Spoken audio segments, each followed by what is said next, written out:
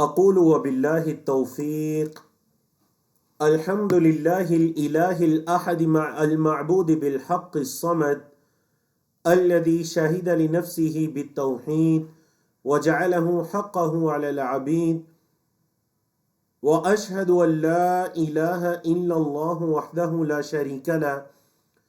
شريك له في ملكه وأمره ولا ند له في عبادته وذكره الذي لا سمي له في أسمائه ولا مثل له في صفاته وأشهد أن محمدا عبده ورسوله الذي أرسله الله بالهدى ودين الحق ليظهره على الدين كله أما بعد رب اشرح لي صدري ويسر لي أمري واحلل عقدة من لساني يفقهوا قولي اللهم انفعنا بما علمتنا وعلمنا ما ينفعنا وزدنا علما۔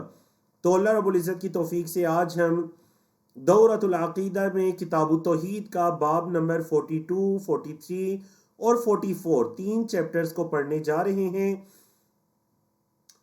اور کتاب التوحید ہے، عقیدہ توحید اس کتاب کا بنیادی موضوع ہے۔ تو باب نمبر 42 سے الثانی والاربعون 42 سے اپنی بات کا آغاز کرتے ہیں کہ یہ باب ہے اللہ رب العزت کے اس فرمان کے بارے میں، فَلَا تَجْعَلُوا لِلَّهِ أَنْدَادًا وَأَنْتُمْ تَعْلَمُونَ، اور تم اللہ کے شریک نہ ٹھہراؤ، وَأَنْتُمْ تَعْلَمُونَ، اور تم جانتے بوجھتے ہو، تمہیں علم ہے کہ تم اللہ کے ساتھ دوسروں کو شریک ٹھہرا رہے ہو، تو جانتے بوجھتے دوسروں کو اللہ کا شریک نہ ٹھہراؤ۔ تو مصنف رحمہ اللہ نے اس باب کے اندر ایک آیت، 2 احادیث اور 2 اثر ذکر کیے ہیں، مطلب صحابہ یا ائمہ کے اقوال میں سے، اور اس کے بعد مصنف رحمہ اللہ نے 5 مسائل ان دلائل سے ثابت کیے ہیں۔ اور مصنف رحمہ اللہ کا طریقہ آپ کے علم میں ہے کہ وہ پہلے آیات احادیث کو ذکر کرنے کے بعد پھر فیہ مسائل کے نام سے ایک عنوان قائم کرتے ہیں کہ ان آیات اور احادیث سے کون کون سے مسائل ثابت ہو رہے ہیں۔ تو چلیے جی شروع کرتے ہیں۔ آیت کریمہ جو آپ کے سامنے لکھی ہوئی ہے سورۃ البقرہ کی آیت نمبر 22 ہے، فَلَا تَجْعَلُوا لِلَّهِ أَنْدَادًا، اللہ کے شرکا مقرر نہ کرو، وَأَنْتُمْ تَعْلَمُونَ، اور تم جانتے ہو۔ اب یہاں پر یہ جو لفظ ہے نا اندادا، یہ ندن کی جمع ہے۔ ندن،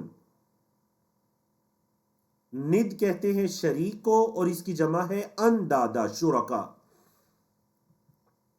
نبی کریم صلی اللہ علیہ وسلم نے صحابہ سے پوچھا کہ کیا تم جانتے ہو سب سے بڑا گناہ کون سے؟ اکبر الکبائر، سب سے بڑا گناہ۔ پھر نبی کریم صلی اللہ علیہ وسلم نے بتایا سب سے بڑا گناہ یہ ہے کہ ان تجعل للہ ندن، کہ تو کسی کو اللہ کا شریک بنائے، وہو خلقک، اور اس اللہ نے تجھے پیدا کیا۔ اس اللہ نے تجھے پیدا کیا کن کن کن مراحل سے گزار کر اللہ نے تجھے اس شکل و صورت میں بنایا، اور تو دوسروں کو اللہ کا شریک بنائی۔ یہ اکبر الکبائر ہے، کبیرہ گناہوں میں سب سے بڑا گناہ ہے کہ تو اللہ کا کسی کو شریک بنائے اور اللہ نے تجھے پیدا کیا ہے۔ اب آتے ہیں اس آیت کریمہ کی تفسیر کی طرف، اور یہ تفسیر ہے حضرت عبداللہ بن عباس رضی اللہ عنہما کے قول کی روشنی میں۔ اور آپ کے علم میں ہے کہ حضرت عبداللہ بن عباس کون ہے؟ مفسر قرآن ہے، نبی کریم صلی اللہ علیہ وسلم کے چچا زاد بھائی ہیں، جن کے بارے میں اللہ کے رسول صلی اللہ علیہ وسلم نے یہ دعا کی تھی کہ اللہم فقہہ فی الدین، اے اللہ عبداللہ کو دین کی سمجھ عطا کر دے، وعلمہ التأویل، اور اے اللہ اسے تفسیر کا علم عطا کر۔ اور جیسا کہ پہلے بھی ہم نے ایک سے زائد مرتبہ بتایا کہ امت کے اندر اس وقت جو تفسیر کا علم ہے وہ اکثر علم حضرت عبداللہ بن عباس کے طریق سے مروی ہے۔ تفاسیر کے اندر چاہے وہ ابن کثیر ہے، طبری ہے، بغوی ہے، دیگر تفاسیر کے اندر۔ تو حضرت عبداللہ بن عباس اس آیت کی تفسیر میں فرماتے ہیں سورۃ البقرہ کی آیت نمبر 22 کی تفسیر میں کہ الانداد، انداد سے یہاں کیا مراد ہے؟ یہاں اس سے مراد ہے الشرک، ہوا الشرک۔ اچھا، پھر انہوں نے شرک کی نا ایک بڑی پیاری تعریف فرما دی، یا پھر شرک کی وضاحت کر دی۔ کیا وضاحت؟ اخفا من دبیب النمل، یہ دبیب کہتے ہیں چونٹی کا رینگنا، النمل چونٹی، چونٹی کے رینگنے سے بھی زیادہ مخفی ہے۔ اچھا، کس چیز پر چونٹی کا رینگنا؟ علی صفاتن، ایک چٹان پر سوداء جو سیاہ کلر کی ہے، سیاہ رنگ کی چٹان پر فی ظلمت اللیل رات، اندھیری رات کے اندر، اندھیری رات میں سیاہ رنگ کی چٹان پر چونٹی کے جو چلنے کی اس کی جو رینگنا ہے اس سے بھی زیادہ مخفی ہے شرک. انسان کو پتہ نہیں چلتا کس طرح سے اس کے اقوال اور اس کے افعال کے اندر شرک سرایت کر جاتا ہے. اور آج کے تینوں جو ابواب ہم نے پڑھنے ہیں نا، ان تینوں کا یہی ٹاپک ہے کہ شرک کس قدر مخفی اور بعض اوقات کتنا کبیرہ گناہ ہے، اور بعض اوقات اس چونٹی کی چال جس طرح اندھیری رات میں سیاہ پتھر پر چل رہی ہے دکھائی نہیں دیتی، اس سے بھی زیادہ مخفی ہے، اس سے بھی زیادہ پوشیدہ چیز ہے شرک.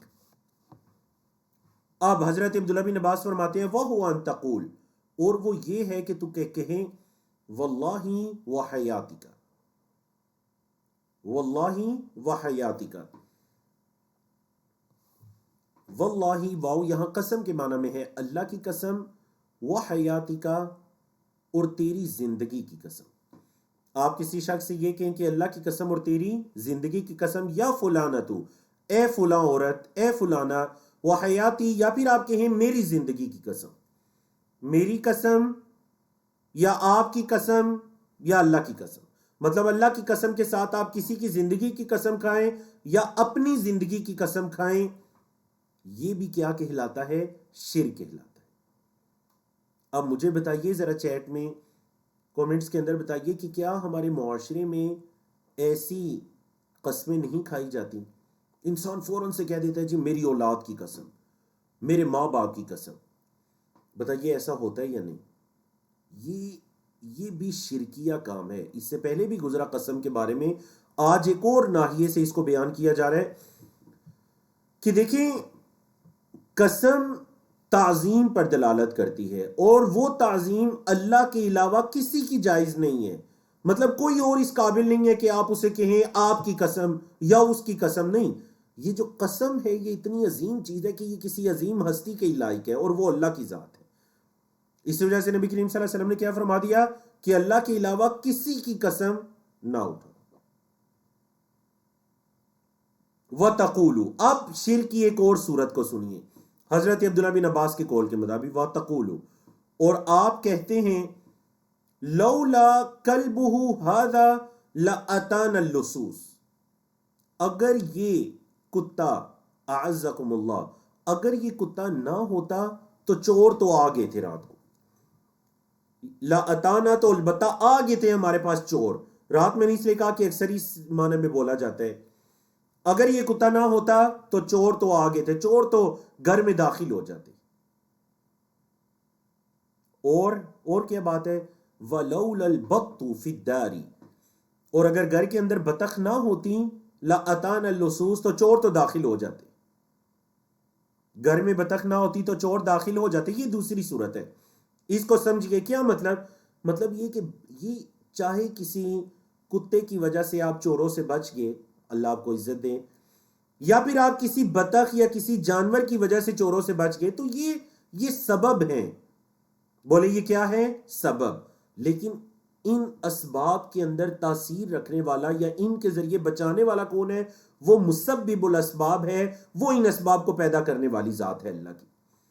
تو سکھایا کیا جا رہا ہے کہ کہیں ایسا نہ ہو کہ آپ لوگ اس مسبب کو بھول کر سبب کے پیچھے ہی بھاگنا شروع کر دیں. اللہ اکبر. تو یہ چیز بھی انسان کے عقیدے میں شرک کا دروازہ کھول سکتی ہے. اب سمجھ آئیے آپ کو، چونٹی کی چال اندھیری رات میں سیاہ پتھر پر، اس سے بھی زیادہ پوشیدہ ہے شرک.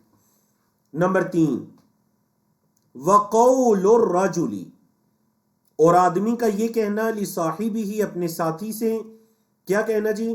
ما شاء اللہ وشئت، جو اللہ چاہے اور آپ چاہیں.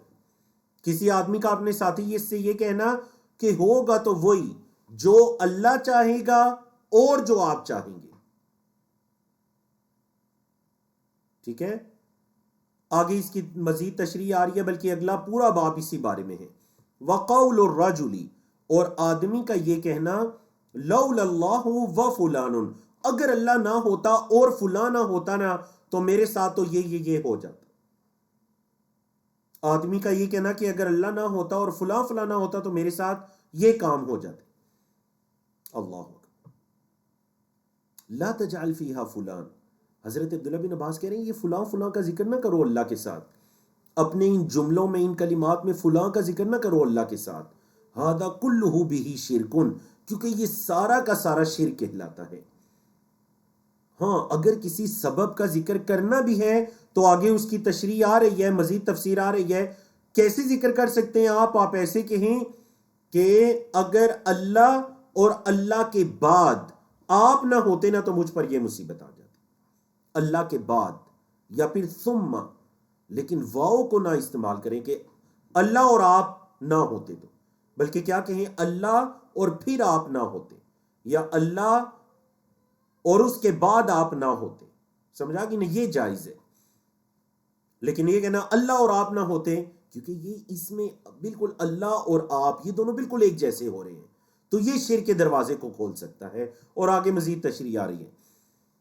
اس کو ابن ابی حاتم نے روایت کیا، اور اگلی روایت حضرت عمر بن خطاب رضی اللہ تعالیٰ عنہ کی ہے. ان رسول اللہ صلی اللہ علیہ وسلم قال، اللہ کے رسول صلی اللہ علیہ وسلم نے فرمایا، من حلف بغیر اللہ، جس نے اللہ کے علاوہ قسم اٹھائی، مطلب کسی اور کی قسم اٹھائی، فقد کفر او اشرک، تو اس نے کفر کیا یا اس نے شرک کیا. جس نے اللہ کے علاوہ کسی اور کی قسم اٹھائی اس نے کفر کیا، او اشرکا، یا اس نے شرک کیا. وجہ وہی ہے کہ قسم تعظیم کے لیے ہوتی ہے اور اللہ کے علاوہ کسی کی تعظیم جائز نہیں ہے، ویسی تعظیم جو آپ قسم میں کرتے ہیں. رواہ ترمذی و حسنہ، امام ترمذی نے اس کو روایت کیا اور اس کو حسن کہا ہے. وصححہ الحاکم، اور امام حاکم نے اس کو صحیح کہا ہے اس حدیث کو. وقال ابن مسعود، اور حضرت عبداللہ بن مسعود رضی اللہ تعالیٰ عنہ فرماتے ہیں، لَأَنْ أَحْلِفُ بِاللَّهِ كَاذِبًا أَحَبُّ إِلَيَّ مِنْ أَنْ أَحْلِفَ بِغَيْرِهِ صَادِقًا. بڑی پیاری بات ہے، اس کو سمجھیے حضرت عبداللہ بن مسعود کی بات. ایک ہوتا ہے اللہ کی قسم اٹھانا لیکن جھوٹی قسم اٹھانا. کیا مطلب کوئی انسان کہ میں اللہ کی قسم اٹھاتا ہوں کہ میں نے یہ کام کیا اور اس نے نہیں کیا ہوتا، یا پھر وہ کہتے ہیں میں نے یہ کام نہیں کیا اور اس نے کیا ہوتا ہے. سمجھئے آپ کو اللہ کی جھوٹی قسم اٹھانا. اور دوسرا ہے غیر اللہ کی قسم اٹھانا. آپ دیکھیں، ایک ہے غیر اللہ کی قسم اٹھانا اور ایک اللہ کی قسم اٹھانا لیکن جھوٹی. دونوں کبیرہ گناہ ہے. غیر اللہ کی قسم اٹھانا بھی کبیرہ گناہ ہے اور اللہ کی جھوٹی قسم اٹھانا بھی کبیرہ گناہ ہے. لیکن ان دونوں میں شرک کیا ہے بتائیے چیٹ میں. یہ قسم کی دو صورتیں ہیں، ان دونوں میں شرک کیا ہے؟ ایک غیر اللہ کی قسم اٹھانا، ایک اللہ کی جھوٹی قسم اٹھانا. ان دونوں میں شرک ہو جائے گا غیر اللہ کی قسم اٹھانا. سمجھائی نا؟ ان دونوں میں غیر اللہ کی قسم اٹھانا یہ شرک ہے. جھوٹی قسم اٹھانا یہ کبیرہ گناہ ہے لیکن شرک نہیں ہوگا کیونکہ قسم اللہ کی ہے.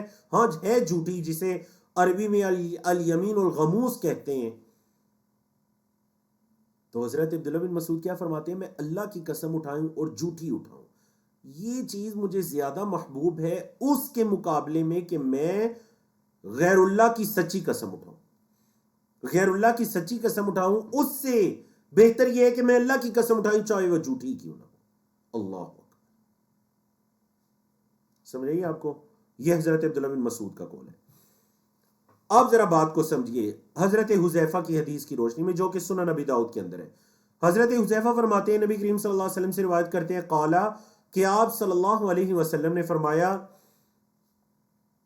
لا تقولوا، ایسے نہ کہو، ما شاء اللہ، جو اللہ نے چاہا، وشاء فلان، اور فلاں نے چاہا، جو اللہ نے چاہا اور فلاں نے چاہا، ولیکن قولوا، لیکن تم ایسے کہو، ما شاء اللہ، جو اللہ نے چاہا، ثم شاء فلان، پھر اس فلاں نے چاہا.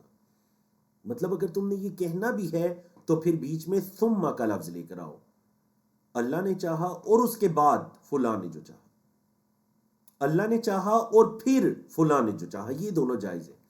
لیکن یہ کہنا جائز نہیں ہے کہ اللہ نے اور اس بندے نے چاہا، اللہ نے چاہا اور اس بندے نے چاہا، یہ کہنا جائز نہیں ہے. عربی زبان سمجھنے والے طلباء اچھی طرح اس بات کو سمجھ رہے ہوں گے کہ ان دونوں جملوں میں کتنا فرق ہے. جب آپ ثم لے کر آتے ہیں نا تو آپ کیٹیگری چینج کر دیتے ہیں, ٹھیک ہے, لیکن جب واو لے کر آتے ہیں تو وہ واو سے پہلے اور بعد کی چیزیں ایک ہی کیٹیگری میں آتی ہیں. میں آپ کو اس کی مثال دیتا ہوں. مثال کے طور پر آپ کہتے ہیں کتب احمد و حامد, حامد اور احمد نے لکھا, تو ٹھیک ہے دونوں نے لکھا, مطلب کاتبہ کا فائل دونوں ہے, احمد بھی اور حامد بھی, کیونکہ دونوں نے لکھا, بات ختم ہو گئی. لیکن اگر آپ کہتے ہیں کاتبہ احمد ثم حامد, تو بڑی واضح پتہ چل رہا ہے کہ پہلے احمد نے لکھا پھر اس کے بعد حامد نے لکھا. تو آپ نے اس کو کیا کیا جی, آپ اس کو کیٹیگری آپ نے اس کو بنا دیا, فرسٹ اور سیکنڈ.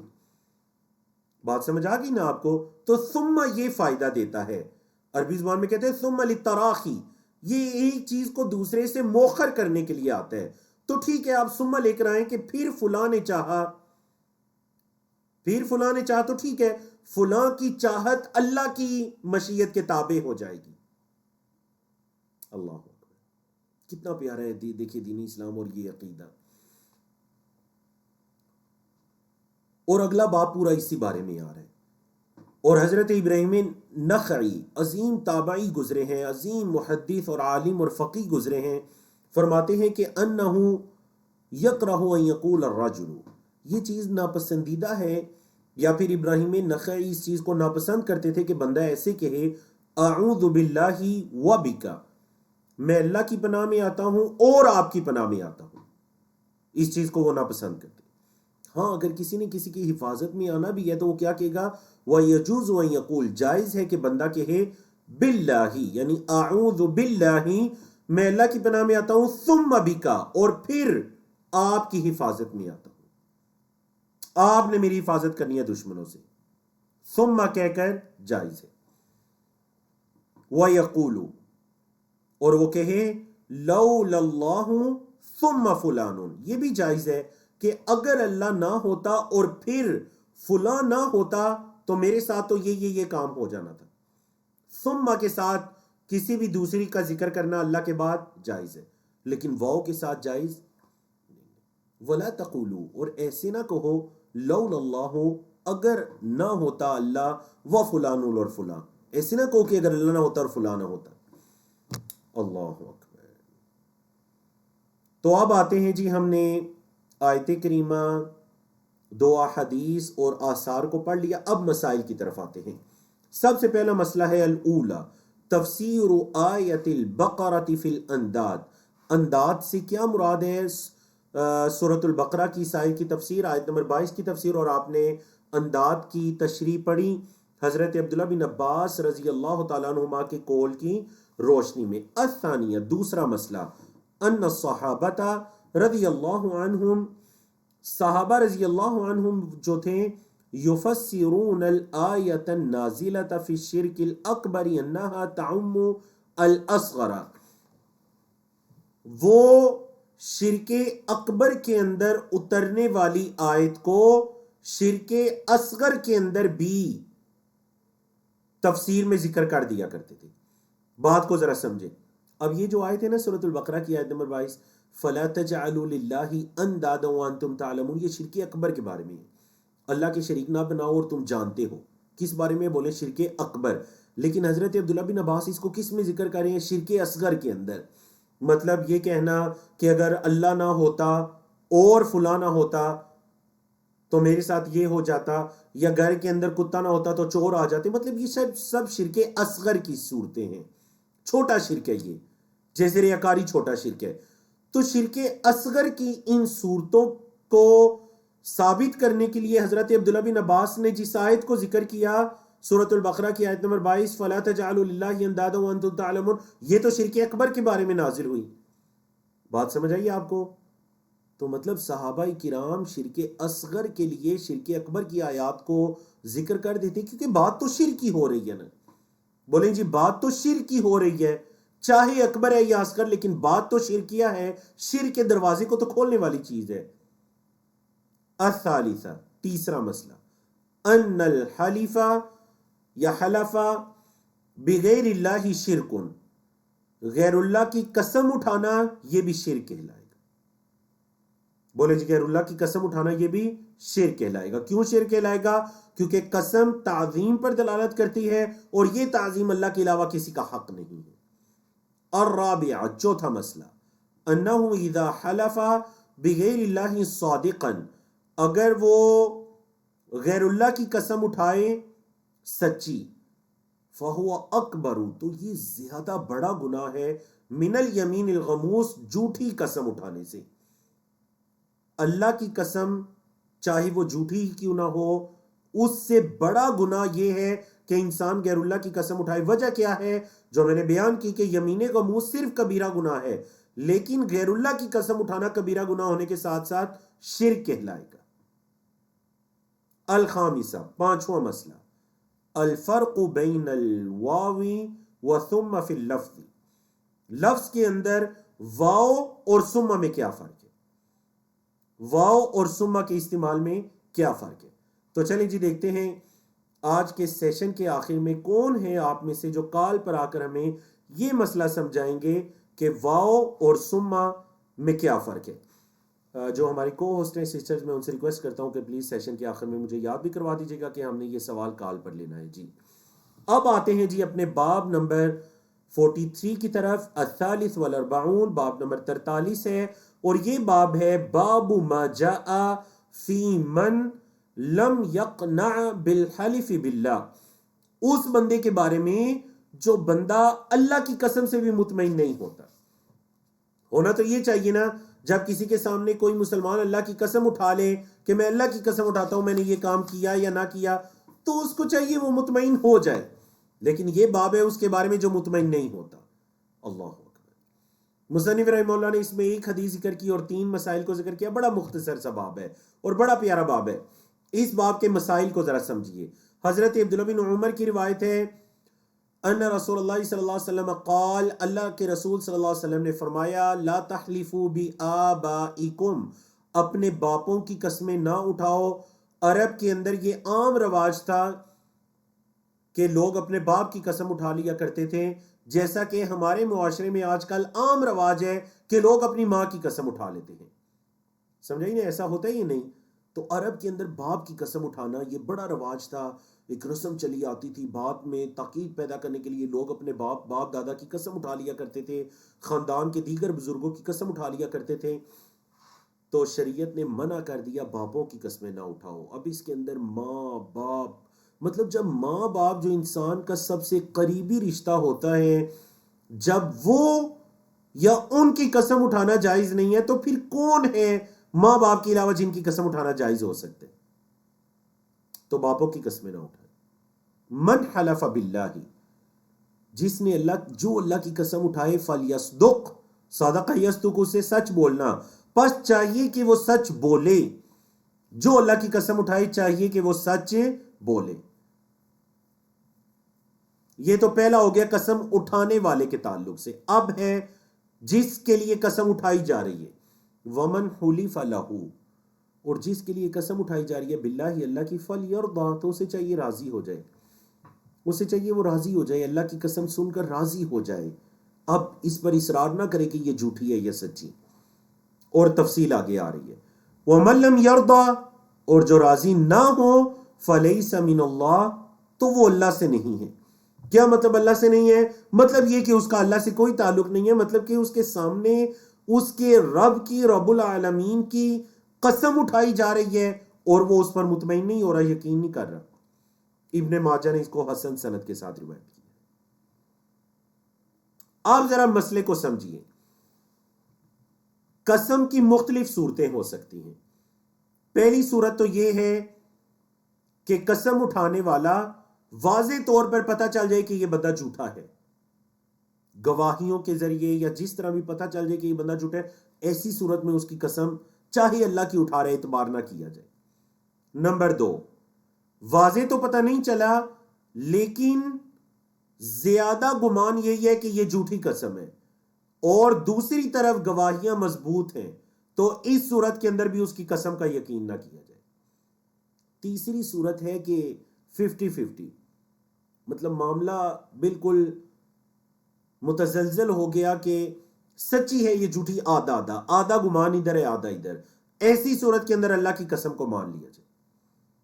3 صورتیں ہو گئی۔ چوتھی صورت یہ ہے کہ بندے کو نہیں پتا کہ سچ ہے یا جھوٹ ہے، تو اس کو چاہیے اللہ کی قسم ہے وہ مان لے کہ سچی قسم ہے، کیونکہ اللہ کی قسم ہے، اللہ کا ذکر آ رہا ہے، اللہ کی تعظیم آ رہی ہے۔ اور 5ویں ایک صورت ہے، وہ یہ ہے کہ بعض اوقات آپ کے علم میں ہے شریعت کے اندر اگر کوئی انسان کسی چیز کا دعویٰ کر دیتا ہے تو شریعت نے یہ اصول مقرر کر دیا کہ البینۃ علی المدعی، کہ دلیل دعویٰ کرنے والا ذکر کرے گا۔ مطلب کوئی انسان اگر دعویٰ کرے نا کہ یہ چیز میری ہے تو شریعت کہتی ہے دلیل وہ دے گا جو یہ دعویٰ کرے کہ چیز میری ہے، سمجھائیں؟ دلیل وہ دے گا کہ آپ ثابت کریں کیسے یہ چیز آپ کی ہے۔ اس سے یہ نہیں کہا جائے گا قسم کھائیں آپ کی ہے، نہیں، اس سے یہ کہا جائے گا آپ دلیل دیں۔ اور اگر کوئی انکار کرتا ہے تو پھر اس سے قسم کا مطالبہ کیا جائے گا۔ اگر جو مد مقابل ہے، دوسرا فریق ہے، وہ انکار کر دیتا ہے کہ نہیں میں اس چیز کو نہیں مانتا، تو پھر قسم کا مطالبہ اس سے کیا جائے گا، سمجھائی نا؟ تو اگر ایسی قسم کا مطالبہ کسی سے کیا جا رہا ہے تو اس قسم کو بھی مان لیا جائے۔ تو یہ 5 صورتیں ہم نے بیان کی جو علماء کرام نے اس حدیث کی شرح کے اندر ذکر کی ہیں۔ اب آتے ہیں اس حدیث کے مسائل کی طرف۔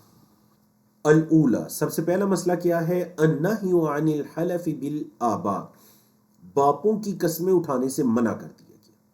بولے باپوں کی قسمیں اٹھانے سے منع کر دیا گیا۔ اور دوسری حدیث آپ اس سے پہلے ابواب کے اندر پڑھ چکے ہیں کہ من کان حالفا فلیحلف باللہ، جو قسم اٹھانے والا ہے بھی تو اسے چاہیے اللہ کی قسم اٹھائے یا نہ اٹھائے۔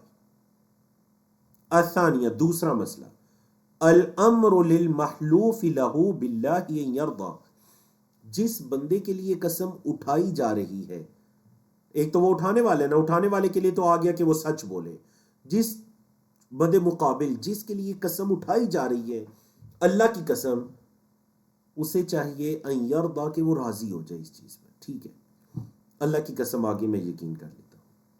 الثالثہ، تیسرا مسئلہ، وعید من لم یرضی، جو بندہ اللہ کی قسم سن کر بھی راضی نہیں ہوتا اس کی وعید کیا ہے، اور اس کے وعید کیا ہے کہ فلیس من اللہ شیء، یا فلیس من اللہ، وہ اس کا اللہ سے کوئی تعلق نہیں ہے، کہ اللہ کی قسم سن کر بھی وہ راضی نہیں ہو رہا۔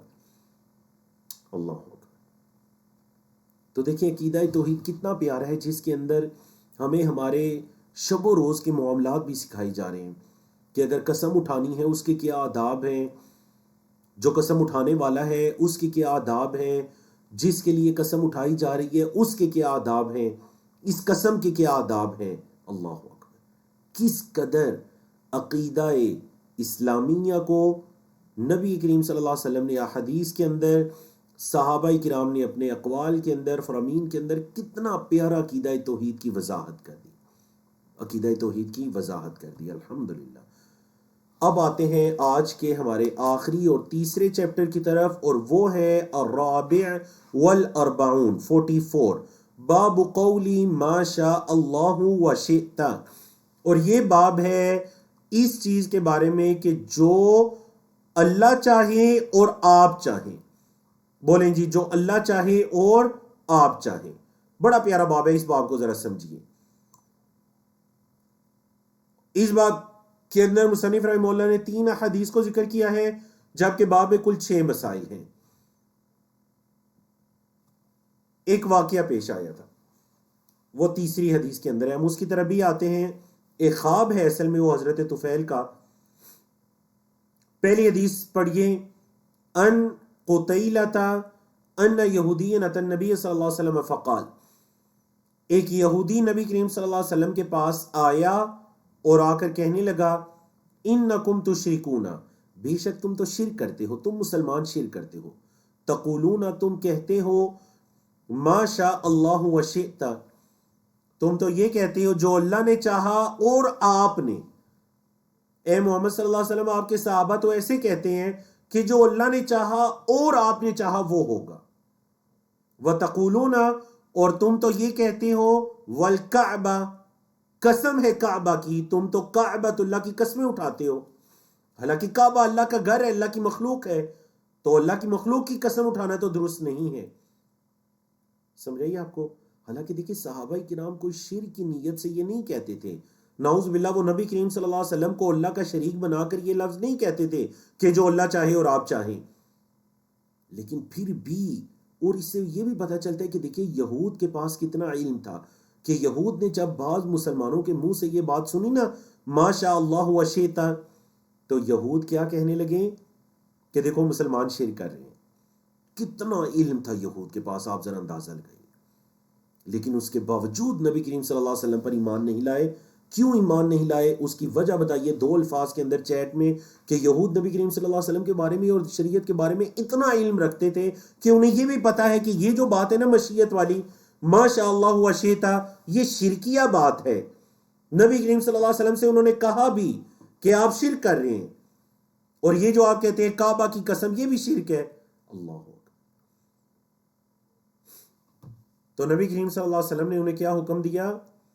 بالکل جوابات درست ہیں، جمیل قریشی صاحب ہیں، سسٹر روما کرامت ہے، ماشاءاللہ دونوں کے جوابات درست ہیں، وقاص ہیں، آپ کو بھی جواب درست ہے، بارک اللہ فیکم۔ حسد کی وجہ سے اور بغض کی وجہ سے نبی کریم صلی اللہ علیہ وسلم پر وہ ایمان نہیں لائے۔ فَأَمَرَهُمُ النَّبِيُّ صلی اللہ علیہ وسلم، تو نبی کریم صلی اللہ علیہ وسلم نے صحابہ کرام کو حکم دیا، اِذَا أَرَادُوا، جب وہ ارادہ کریں، ان یحلفوا، کہ وہ قسم اٹھائیں، ان یقولوا، کہ وہ کہیں۔ بولے نبی کریم صلی اللہ علیہ وسلم نے انہیں جب وہ قسم کھانے کا ارادہ کریں تو کیا کہیں؟ وَرَبِّ الْكَعْبَةِ، والکعبہ نہ کہیں، کعبہ کی قسم نہ کہیں، بلکہ کیا کہیں؟ وَرَبِّ الْكَعْبَةِ، رب کعبہ کی قسم، کعبہ کے رب کی قسم اٹھائیں، کعبہ کی قسم نہ اٹھائیں۔ وَأَن يَقُولُوا، اور یہ کہ صحابہ ایسا کہیں، ما شاء اللہ، جو اللہ چاہے، ثم شئت، پھر جو آپ چاہیں۔ سمجھ آگئی نا آپ کو؟ تو ثم اور واو کا فرق ہم تفصیلی بیان کر چکے ہیں کہ یہودیوں نے جس کو شرک کہا تھا نا، وہ کیا تھا؟ ما شاء اللہ وشئت، اور جو شرک نہیں ہے وہ کیا ہے؟ ما شاء اللہ ثم شئت۔ اور آپ میں سے کوئی لائیو آ کر کلاس کے آخر پہ بتائیں گے بھی انشاءاللہ کہ ان دونوں میں کیا فرق ہے۔ وَلَهُ أَيْضًا، اور انہی کی روایت ہے، مطلب امام نسائی نے سنن نسائی میں اس کو بیان کیا ہے، عن ابن عباس، حضرت عبداللہ بن عباس کی روایت سے، کہ ان رجلا، ایک شخص نے، قال للنبی صلی اللہ علیہ وسلم، نبی کریم صلی اللہ علیہ وسلم سے کہا، ما شاء اللہ وشئت، جو اللہ چاہے اور آپ چاہیں۔ فقال، تو آپ صلی اللہ علیہ وسلم نے فرمایا، اجعلتنی للہ ندن، کیا تو نے مجھے اللہ کا شریک بنا دیا ہے؟ اے اللہ کے بندے، کیا تو نے مجھے اللہ کا شریک بنا دیا؟ یہ کیوں کہہ رہا ہے کہ ما شاء اللہ وشئت، کہ جو اللہ چاہے اور آپ چاہیں، ایسے کہہ رہے تو کیا تو مجھے اللہ کا شریک بنا رہے ہیں؟ کیونکہ واو کا میں نے بتایا، واو پہلے اور دوسرے کی برابری کے لیے آتا ہے، اللہ چاہے اور آپ چاہیں۔ قل، کہ ما شاء اللہ وحدہ، وہ ہوتا ہے جو اللہ اکیلا چاہتا ہے، ما شاء اللہ، جو اللہ نے چاہا، وحدہ، اس اکیلے۔ اللہ اکبر، یہ ہے عقیدہ توحید۔ کیونکہ مشیت کے اندر، چاہت کے اندر بھی اللہ کے ساتھ کسی دوسرے کو ملانا، یہ شرک کا دروازہ کھول سکتا ہے، یہ شرک اصغر ہے، لیکن یہ انسان کو کہیں کسی شرک اکبر کی طرف نہ لے جائے۔ تو شریعت نے شرک اکبر کا یہ جو چور دروازہ تھا، شریعت نے اس کو بھی بند کر دیا، کہ نبی کریم صلی اللہ علیہ وسلم نے منع فرما دیا، ایسے نہ کہو، کیا تو مجھے اللہ کا شریک بنا رہی ہو، یہ کہہ کر کے ما شاء اللہ وشئت۔ اللہ اکبر۔ وَلِابْنِ ماجہ، اور ابن ماجہ کی روایت ہے، عن الطفیل، حضرت طفیل سے، اور وہ کون تھے؟ وہ اخی عائشہ لأمہا، حضرت عائشہ کی ماں کی طرف سے ان کے بھائی تھے۔ بھائی تین طرح کے ہوتے ہیں، ایک حقیقی بھائی ہوتے ہیں، ایک باپ کی طرف سے بھائی ہوتے ہیں، اور ایک ماں کی طرف سے بھائی ہوتے ہیں۔ تو یہ حضرت عائشہ کی والدہ کی طرف سے ان کے بھائی تھے۔ قالا، کہتے ہیں حضرت طفیل، رأیت، میں نے دیکھا، مطلب میں نے خواب میں دیکھا، کأنی اتیت علی نفر من الیہود، جیسے کہ میں یہود کی ایک نفری کے پاس آیا، ایک گروہ کے پاس آیا، فقلت، تو میں نے کہا انکم انتم القوم، بے شک بس تم ہی تو اصل قوم ہو، تم ہی تو اصل لوگ ہو، لولا انکم تقولون، اگر تم یہ بات نہ کہو کہ عزیر ابن اللہ، عزیر اللہ کے بیٹے ہیں علیہ السلام، ہاں یہ جو تم بات کرتے ہو نا کہ عزیر اللہ کے بیٹے ہیں، یہ شرکیہ بات ہے، اگر یہ بات نہ کرو نا تو تم ہی اصل قوم ہو، مطلب یہ تعریف میں کہا کہ تم ہی اصل قوم ہو۔ قالو، یہودیوں نے کہا حضرت طفیل سے خواب میں، وَأَنْتُمُ الْقَوْلُ، تم بھی بڑی اچھی قوم ہو، لولا انکم تقولون، اگر تم یہ بات نہ کہو، ما شاء اللہ وشاء محمد، جو اللہ نے چاہا اور محمد صلی اللہ علیہ وسلم نے چاہا۔ مطلب خواب میں انہوں نے جب یہودیوں کی ایک شرکیہ عمل کی طرف بتایا تو یہودیوں نے بھی ان کو بتا دیا کہ تم بھی تو مسلمان ایسے کہتی ہو نا، یہ بھی تو شرکیہ بات ہے۔ اچھا، خواب میں مزید کیا دیکھا انہوں نے؟ کہتے ہیں ثم مررت، پھر میں آگے چلا، بنفر من النصارى، تو عیسائیوں کے ایک گروہ کے پاس پہنچا، فقلت، تو میں نے کہا انکم انتم القوم، تم ہی بس اصل قوم ہو، لولا انکم تقولون، اگر تم یہ بات نہ کہو کہ المسیح ابن اللہ، کہ حضرت مسیح، حضرت عیسیٰ علیہ السلام اللہ کے بیٹے ہیں۔ قالو، عیسائیوں نے کہا، وہ یہودیوں والا جواب دیا کہ وَأَنْتُمُ الْقَوْمُ، تم مسلمان بھی بڑی اچھی قوم ہو، لولا انکم تقولون، اگر تم یہ بات نہ کہو تو کیا بات، ما شاء اللہ وشاء محمد۔ آپ کہتے ہیں جی یہ میں نے خواب دیکھ لیا، فلما اصبحت، جب صبح ہوئی، اخبرت بہا من اخبرت، تو میں نے اس خواب کو بتایا جن جن کو میں نے بتایا، جن کو میں بتانا چاہتا تھا، مطلب اپنے اہل و یال میں یا دوستوں میں جن کو میں بتانا چاہتا تھا میں نے بتایا۔ ثم اتیت النبی صلی اللہ علیہ وسلم، پھر میں اللہ کے رسول صلی اللہ علیہ وسلم کے پاس آیا، فاخبرته، تو میں نے ان کو بتایا کہ میں نے یہ خواب دیکھی۔ فقال، تو آپ صلی اللہ علیہ وسلم نے پوچھا، هل اخبرت بها احدا، اے طفیل کیا تم نے یہ خواب کسی سے بیان کی ہے؟ احدن، کسی سے بھی؟ قلت، میں نے کہا نعم، ہاں۔ قال، حضرت طفیل فرماتے ہیں فحمد اللہ، تو نبی کریم صلی اللہ علیہ وسلم نے اللہ کی حمد بیان کی، الحمدللہ، واثنى علیہ، اور اللہ کی تعریف کی، اللہ کی ثنا بیان کی۔ ثم قال، پھر فرمایا، اما بعد، خطبے کے بعد کیا فرمایا جی؟ اما بعد، جو کہ تفصیل کے لیے آتا ہے، فإن طفیلا رأى رؤیا، بے شک طفیل نے ایک خواب دیکھا ہے، اخبر بها من اخبر منکم، تو اس نے، طفیل نے بتایا تم میں سے جن جن کو بتایا، تم میں سے جن جن کو طفیل نے بتایا، طفیل نے خواب دیکھ کر تم سب کو بتایا بھی ہے، یا تم میں سے بعض کو بتایا بھی ہے۔ وَإِنَّكُمْ قُلْتُمْ كَلِمَةً، تم ایک ایسی بات کرتے تھے، یہی بات ما شاء اللہ وشاء محمد، تم ایک ایسی بات کرتے تھے، کان یمنعنی کذا و کذا، یہ چیز مجھے روکے ہوئے تھی، مطلب میں تمہاری اصلاح کرتا لیکن کوئی خاص وجوہات تھیں، شاید کہ نبی کریم صلی اللہ علیہ وسلم نے یہ سوچا کہ آگے چل کر اس کی اصلاح فرمائیں گے، ان کے شرک اکبر کے باب میں یا مزید عقائد کی اصلاح ہو جائے، جو بھی وجہ آپ صلی اللہ علیہ وسلم نے بیان نہیں کی، اللہ بہتر جانتے ہیں، کہ کانا یمنعنی کذا و کذا، یہ چیزیں مجھے روکے ہوئے تھیں، انی انہاکم عنہا، کہ میں تمہیں اس سے روکوں، فلا تقولوا، اب جب بات ہو چکی، خواب انہوں نے دیکھ لیا، تم میں سے بعض کو بتا بھی دیا، فلا تقولوا، تو تم نہ کہو، ما شاء اللہ وشاء محمد، کہ جو اللہ چاہے اور محمد صلی اللہ علیہ وسلم چاہے، ولیکن قولوا، اور لیکن تم سب کہو، ما شاء اللہ وحدہ، جو اللہ چاہے اکیلا، لیکن تم کیسے کہو؟ ما شاء اللہ وحدہ، جو اللہ اکیلا چاہے، ایسے تمہیں کہنا چاہیے۔ اللہ اکبر۔ سمجھ آ گئی آپ کو اس واقعے کی، اس حضرت طفیل کی خواب کی سمجھ آ گئی؟ تو یہ 3 دلائل تھے جی آج کے ہمارے اس باب میں، باب نمبر 44 میں۔ اب آتے ہیں اس کے مسائل کی طرف، فیہ مسائل، کون کون سے مسائل ہیں جی اس باب میں؟ الاولی، یعنی کہ المسئلۃ الاولی، سب سے پہلا مسئلہ ہے معرفت الیہود بالشرک الاصغر، یہود کو بھی شرک اصغر کا پتہ تھا۔ دیکھیں یہود نے مسلمانوں کو بتایا کہ تم بھی تو یہ کہتے ہو نا، تو مطلب یہود شرک اصغر کو جانتے تھے، انہیں شرک اصغر کے بارے میں پتہ تھا۔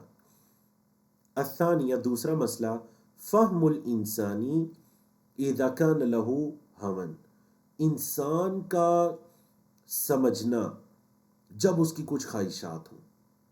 تو مطلب یہ جو یہود ایمان وغیرہ نہیں لا رہے تھے، اپنی خواہشات کی پیروی کی وجہ سے وہ ایمان وغیرہ نہیں لا رہے تھے، تو ورنہ یہود اس چیز کو اچھی طرح سے سمجھتے تھے، یہود اس چیز کو اپنی اچھی طرح سے سمجھتے تھے۔ قولہ صلی اللہ علیہ وسلم، اللہ کے رسول صلی اللہ علیہ وسلم کا یہ فرمان، اجعلتنی للہ ندن، اجعلتنی، آپ صلی اللہ علیہ وسلم نے یہ جو صحابی سے فرمایا نا کہ کیا تو نے مجھے بنا لیا ہے اللہ کا شریک، للہ، اللہ کا ندن شریک، فکیف ممن قال، دیکھیے آپ صلی اللہ علیہ وسلم نے اس چیز کو بھی پسند نہیں کیا کہ اللہ کے نام کے ساتھ نبی کریم صلی اللہ علیہ وسلم کی مشیت کو جوڑا جائے، کہ جو اللہ چاہے اور آپ چاہیں، آپ صلی اللہ علیہ وسلم نے اس چیز کو پسند نہیں کیا۔ تو اب مصنف رحمہ اللہ سوال کر رہے ہیں، فکیف بمن قال، تو وہ بندہ کیسے ہے جو کہتا ہے، کیا کہتے ہیں، عربی زبان کا ایک قصیدہ ہے، ما لی من الوذ بہ سواک، عربی ایک شاعر جو کہ گمراہ ترین شاعر تھا، وہ نبی کریم صلی اللہ علیہ وسلم کو مخاطب کر کے کہتا ہے کہ مجھے تیرے علاوہ کوئی دکھائی نہیں دیتا جس کی پناہ میں آ سکوں۔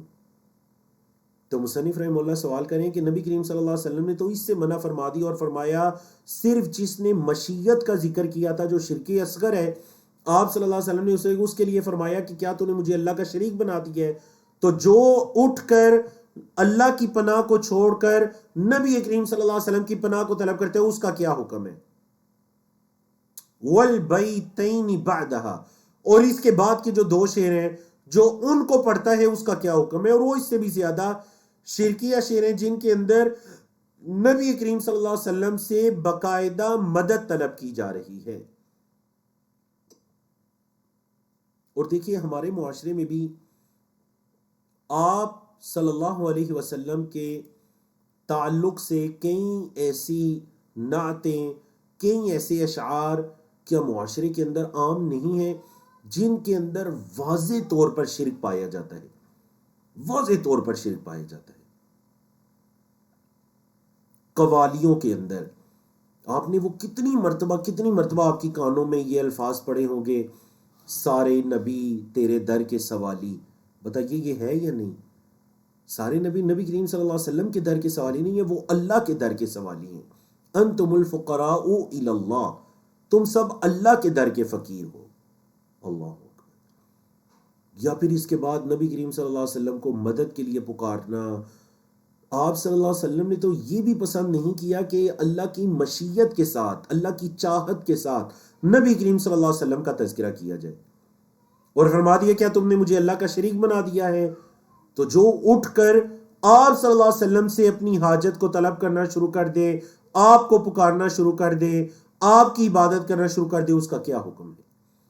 الرابعہ، چوتھا مسئلہ، ان ھذا لیس من الشرک الاکبر، اچھا یہ جو ہے نا مشیت، کہ اللہ کی مشیت کے ساتھ کسی اور کی مشیت کو ملا دینا، یہ شرک اصغر، یہ شرک اکبر نہیں ہے، بولیں یہ شرک اکبر نہیں ہے، لقولہ، آپ صلی اللہ علیہ وسلم کے اس فرمان کی وجہ سے جو آپ صلی اللہ علیہ وسلم نے فرمایا نا، یمنعنی کذا و کذا، یہ چیزیں مجھے روکے ہوئی تھیں۔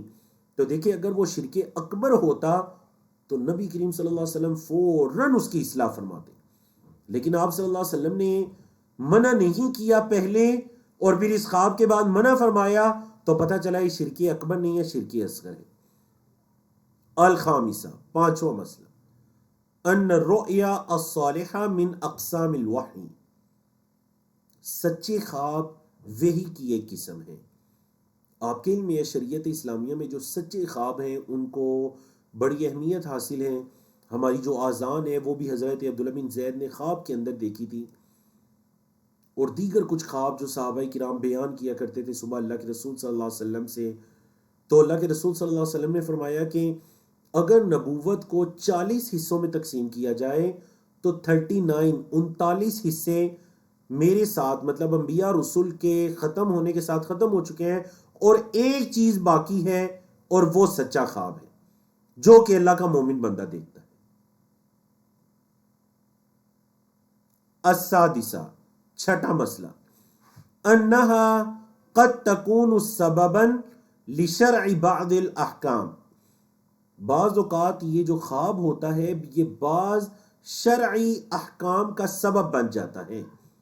کیونکہ دیکھیں یہاں حضرت طفیل نے خواب دیکھا تو نبی کریم صلی اللہ علیہ وسلم نے سارے صحابہ کرام کو اس طرح کہنے سے منع فرما دیا، تو یہ ایک شرعی حکم ہو گیا۔ تو بعض دفعہ کوئی خواب کسی شرعی حکم کا سبب بن جاتے ہیں، جس طرح کہ حضرت عبداللہ بن زید کا خواب اذان کی مشروعیت کا سبب بن گیا۔ اور یاد رکھیے گا یہ چیز اللہ کے رسول صلی اللہ علیہ وسلم کی حیات مبارکہ کے ساتھ تھی، یہ نہیں کہ آج کے دور میں کوئی بندہ یہ کہنا شروع کر دے کہ یہ میں نے خواب دیکھا ہے اور وہ خواب شریعت کے اندر کوئی اضافے کی صورت میں ہو اور وہ آ کر کہنا شروع کر دے میں تو اب یہ کام بھی کروں گا کیونکہ میں نے خواب دیکھا ہے۔ شریعت مکمل ہو چکی ہے، نبوت اور رسالت کے دروازہ بند ہو چکے ہیں، اب شریعت کے اندر کوئی اضافہ نہیں ہوگا، شاید کہ اس کا وہ خواب شیطان کی طرف سے ہو جو دین کے اندر بدعت یا اضافے کو جاری کرنے کے باب میں ہو۔ اور یہ بات میں کیوں کہہ رہا ہوں؟ یہ بات میں اس لیے کہہ رہا ہوں کہ باقاعدہ کئی ایسے احباب ہیں ہمارے برے صغیر پاک و ہند کے معاشرے کے اندر کہ آپ ان سے پوچھیں آپ یہ کام کیوں کرتے ہیں، وہ کہتے ہیں جو ہمارے فلاں صاحب تھے نا انہوں نے ایک مرتبہ خواب میں یہ چیز دیکھی تھی۔ کون تھے وہ صاحب، کیسا خواب تھا ان کا، سچا تھا نہیں تھا؟ مطلب اب خواب تھا تو آپ دین میں کسی بدعت کا اضافہ کر لیں گے، یا دین کے اندر جو چیز موجود ہے آپ اس کو چھوڑ دیں گے، اس کی نفی کر دیں گے اپنی خواب کی وجہ سے۔ نہیں، ایسے خواب نہیں، ایسے خواب نہیں۔ تو الحمدللہ جی، اللہ رب العزت کی توفیق سے آج کے جو ہمارے 3 چیپٹرز تھے ہم نے الحمدللہ ان کو مکمل کیا۔